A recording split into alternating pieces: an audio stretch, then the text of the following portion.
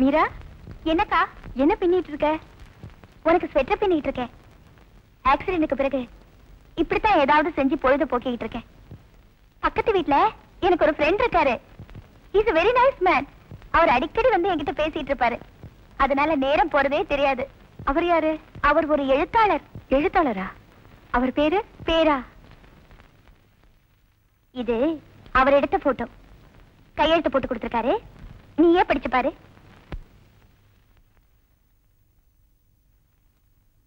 ராஜேஷ், அதான் அவர் பேரு.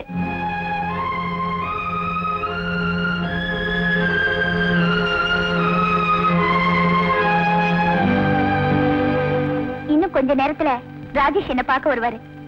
நீ வரப்போறதா அவர்கிட்ட சொல்லிருக்கேன். அவர் அறிமுகப்படுத்தி வைக்கிறேன். உனக்கும் அவரை ரொம்ப பிடிக்கும். மீரா, நான் ரூமுக்கு போய் ரெஸ்ட் எடுத்துக்கிறேன். அவர் வந்து சொல்லி அனுப்பு.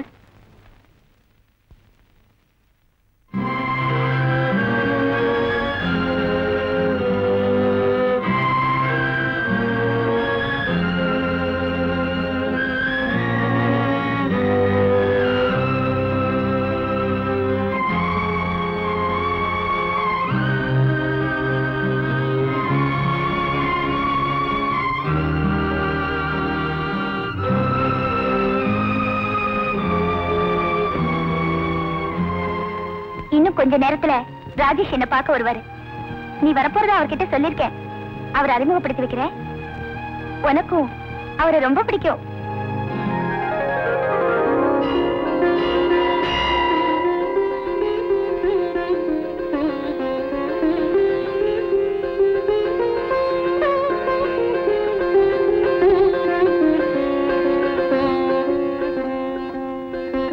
Hello mister Rajesh. Hello Radha. என்ன காலங்காத்தால கோயிலுக்கு வந்திருக்கீங்க? என்ன வேண்டுதல்? நாளைக்கு எங்க மாமாவுக்கு இருதய ஆபரேஷன் உங்க சீஃப் டாக்டர் சொன்னதுல இருந்து என் மனசுக்குள்ள ஒரு பதட்டம் ஏற்பட்டுச்சு. அவருக்கு நல்ல விதமா இந்த ஆபரேஷன் நடந்து முடியணும்னு விநாயகர் வேண்டிக்கிட்டேன். தாய் தந்தை இல்லாத என்ன வளர்த்து ஆளாக்கி புகழ்மிக்க எழுத்தாளருங்கிற நிலைக்கு உயர்த்தினதே அவர்தான். ஆமா, நீங்க என்ன அச்சத்தோட வந்திருக்கீங்க? உங்களுக்கு என்ன பிரார்த்தனை? நானும் உங்க மாமாவுக்காக தான் பிரார்த்தனை பண்ண வந்திருக்கேன். ஏன் மாமாவுக்காக நீங்க பிரார்த்தனை பண்றீங்களா? ஆமாங்க. 3 மாசத்துக்கு முந்தி திருச்சியில இருந்து உங்க மாமாவை கொண்டு வந்து எங்க ஹாஸ்பிட்டல்ல சேர்த்தீங்க. அன்னையில இருந்து அவரை நான் தான் கவனிச்சுட்டு வரேன்.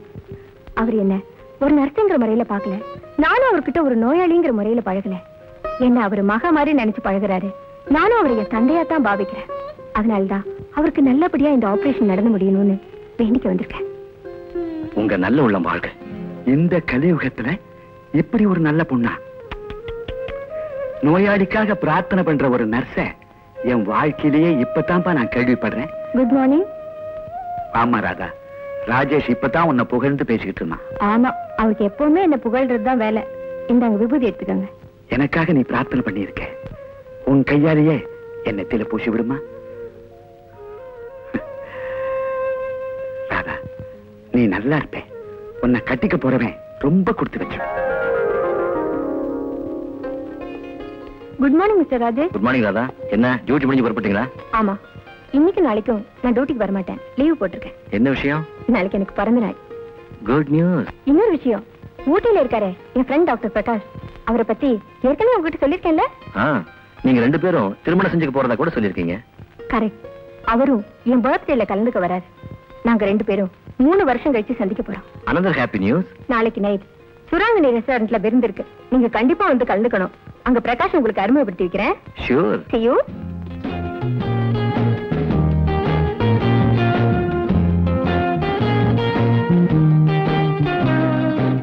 ராதா, இன்னைக்கு டின்னர் ஒரு புடி பிடிக்கணுங்கிறதுக்காகவே மத்தியானம் என் வயித்தை பட்டினி போட்டுட்டேன்.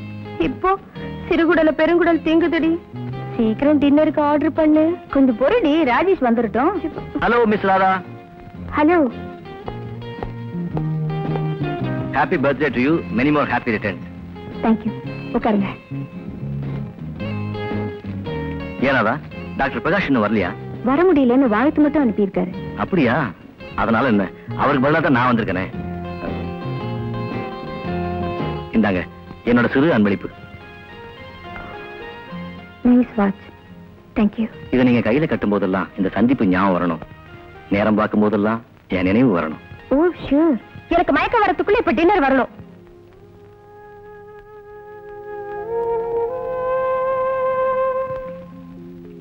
ஹார்ட் ஆபரேஷன் சக்சஸ்ஃபுல்லா முடிஞ்சு போச்சு.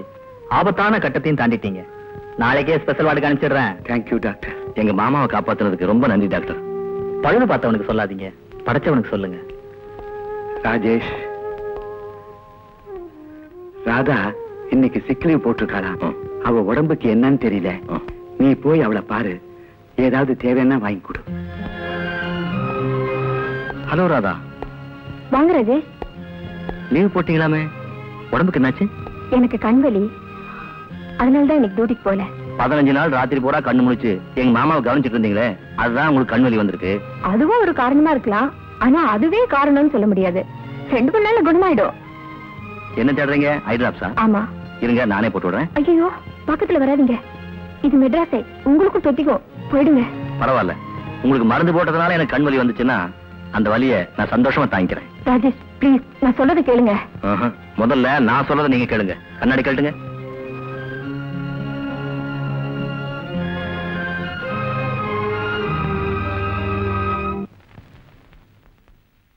ராஜேஷ், நாம ஊரை விட்டு வந்து 4-5 மாசத்துக்கு மேல ஆகுது. நீ திருச்சிக்கு போய் நம்ம கம்பெனி நிர்வாகம் எல்லாம் சரியா நடக்குதான்னு பார்த்துட்டு அப்படியே கொஞ்சம் பணமும் எடுத்துட்டு வந்துரு. ஆகட்டும் மாமா, நாளைக்கே நான் புறப்படுறேன். ராதா சீக்கிரம் வாடி, டிஃபன் சாப்பிட்டுட்டு டியூட்டிக்கு போனோம். எனக்கு பசிக்கல, நீ போய் சாப்பிடு, நான் நேரா ஹாஸ்பிட்டலுக்கு போறேன்.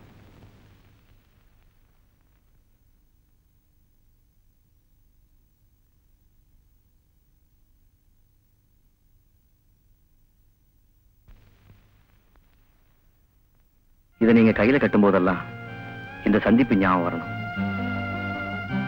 Good morning. Very good morning. எப்படி இருக்கீங்க? நல்லா இருக்கேம்மா.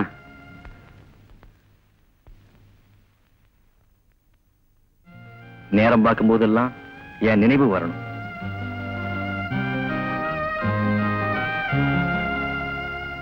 கண்வலி எப்படிமா இருக்கு? இன்னும் ஒருத்தரதாமா இருக்கு. அப்படியா?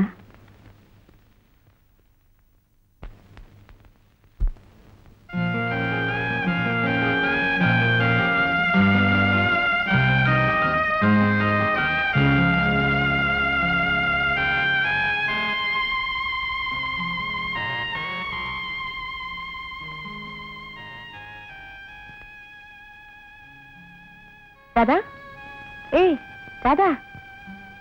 என்ன மேரி, என்னடி காலையில டியூட்டிக்கு போனவ லீவ் போட்டுட்டு வந்துட்டியாமே, உடம்பு சரியில்லையா? அதெல்லாம் ஒண்ணும் இல்லடி, நான் நல்லா தான் இருக்கேன். இல்ல, நீ மனசுக்குள்ள எதையோ நினைச்சு வேதனைப்பட்டு இருக்க. நானும் உன்னை கவனிச்சுக்கிட்டு தான் இருக்கேன். எப்பவும் படுத்த உடனே தூங்குறவ நேத்து ராத்திரி தூங்காம புரண்டு புரண்டு படுத்துக்கிட்டு இருந்த. பசியே பொறுக்காதவ இன்னைக்கு பசிக்கலன்னு சொன்ன. 105 டிகிரி காய்ச்சல் அடிச்சாலும் டியூட்டியை முடிக்காம ஹாஸ்டலுக்கு வரமாட்டேன். இன்னைக்கு டியூட்டிக்கே போகாம லீவ் போட்டுட்டு வந்துட்டேன். உன் பிரச்சனை எதுவா இருந்தாலும் ஒலிக்காம என்கிட்ட சொல்லு, என்னால முடிஞ்ச உதவி செய்யறேன். பள்ளி பருவத்திலிருந்து நானும் பிரகாஷும் நெருக்கமா பழகிட்டு வந்தோம். இப்ப 3 வருஷமா ஒருத்தர் பார்க்காம இருக்கோம். அந்த பிரிவு என் மனசுல எந்த வாட்டத்தையும் ஏற்படுத்தினதில்லை. அவர் நினைவும் எனக்கு வந்ததில்லை. ஆனா ராஜேஷ் கூட நான் சில மாதங்கள் தான் பழகியிருக்கேன். அவர் வெளியூருக்கு போய் 3 நாள் தான் ஆகுது. இந்த பிரிவு என் உள்ளத்தை ஆழமா பாதிச்சிருக்க. ஒவ்வொரு நிமிஷமும் அவர் நினைப்பே வந்துட்டு இருக்க. இதுக்கு காரணம் புரியாம தவிக்கிறேன்டி. உன் தவிப்புக்கு காரணம் என்ன தெரியுமா? காதல். ஒன்னு அறியாமலே உன் உள்ளம் ராஜேஷை நேசிக்குது. அப்படின்னா சின்ன வயசுல இருந்து நானும் பிரகாஷும் பழகி வந்தது அது வெறும் நட்புதான். ராதா, நட்புக்கும் காதலுக்கும் உள்ள இடைவெளி ஒரு நூலிழதான். இது உன் சொந்த பிரச்சனை. சந்தோஷமான வாழ்க்கை அமையணும்னா திட்டவட்டமான முடிவு எடுக்க வேண்டியது நீதான்.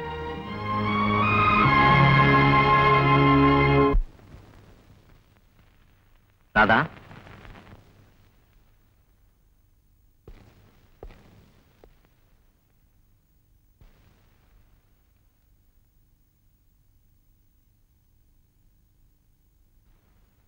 ஒரு பெண்ணும் ஆணும் கணவன் மனைவி ஆவதற்கு வெறும் நட்பு மட்டும் போதுமானது அல்ல என்பதை அவள் உணர்ந்து கொண்டாள். மிஸ்டர் ராஜேஷ், ஊர்ல இருந்து எப்போ வந்தீங்க? காலையில தான் வந்தேன். உங்களுக்கு ரோஜா பூ ரொம்ப பிடிக்கும்னு எங்க மாமா கிட்ட சொல்லிட்டு இருந்தீங்க. எங்க ஊர்ல இது நிறைய விளையுது. உங்க ஞாபகம் வந்தது, அதான் வாங்கிட்டு வந்தேன். ஊருக்கு போய் கூட என்ன நினைச்சிட்டு இருந்திருக்கீங்களே. ரொம்ப தேங்க்ஸ்.